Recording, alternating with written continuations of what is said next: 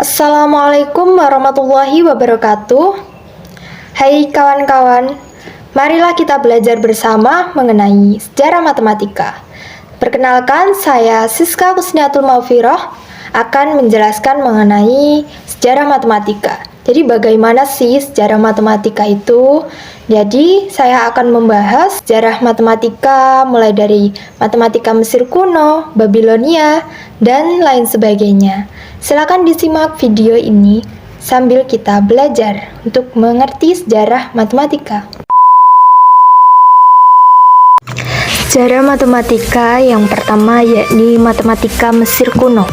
Sejarah mengatakan bahwa matematika berasal dari Mesir, yakni gagasan Aristoteles dalam bukunya yang berjudul Metaphysics, yang menyebutkan bahwa sains matematis berasal dari kawasan Mesir karena di sana kaum yang sekelas pendeta memiliki waktu luang yang cukup. Sejarah penemuan matematika Mesir kuno yakni saat invasi Napoleon ke Mesir pada tahun 1798, yakni ketika pasukan Napoleon kalah oleh armada Inggris dan memutuskan untuk meneliti tiap aspek kehidupan bangsa Mesir pada masa kuno dan zaman modern. Matematika Mesir sebagian besar kita peroleh dari dua papirus yang berukuran cukup besar, yakni Papirus Rin dan Papirus Golenishev, atau yang dikenal dengan Papirus Moskow. Papirus Rin biasa disebut sebagai Ahmes, yakni suatu risalah matematika yang menyerupai buku petunjuk praktis dan mengandung 85 soal yang ditulis dengan huruf hieratik oleh penulis Ahmes. Inti dari Papirus Rin yakni bagaimana cara mengalihkan dan membagi, seperti contoh di atas, yakni salah satu contoh perkalian dari Papirus Rin. Papirus Moskow atau bisa disebut sebagai Papirus Golenishev. Mengapa disebut Papirus Moskow? Dikarenakan dimiliki oleh Museum Seni Murni di Moskow. Naskah ini berisikan soal kata atau soal cerita yang barangkali ditujukan sebagai hiburan. Satu soal dipandang memiliki kepentingan khusus karena soal itu memberikan metode untuk memperoleh volume 5. Yang kedua yakni matematika Babilonia. Matematika Babilonia merujuk pada seluruh matematika yang dikembangkan oleh bangsa Mesopotamia yang kini bernama Irak. Sejak permulaan Sumeria hingga permulaan peradaban Helenistik. Dinamakan matematika Babilonia ini dikarenakan peran utama kawasan Babilonia sebagai tempat untuk belajar tulisan dan angka. Bangsa Babilonia sering juga disebut sebagai tulisan paku karena bentuknya seperti paku, seperti gambar di atas, karena menghasilkan cekungan segitiga yang meruncing sehingga menyerupai gambar paku. Biasanya sistem matematik Babilonia yakni seksagesimal atau bilangan berbasis 60. Yang ketiga yakni matematika Yunani.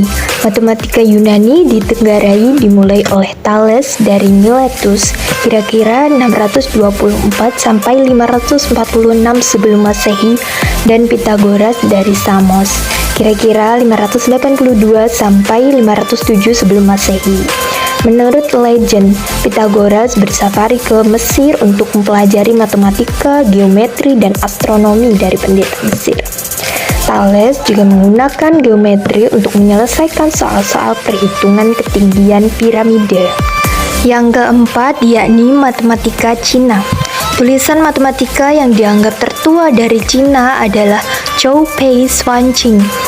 Dan karya tertua yang masih terawat mengenai geometri di Cina berasal dari peraturan kanonik filsafat Mohisme kira-kira tahun 330 sebelum Masehi yang disusun oleh para pengikut Mozi 470 sampai 390 sebelum Masehi.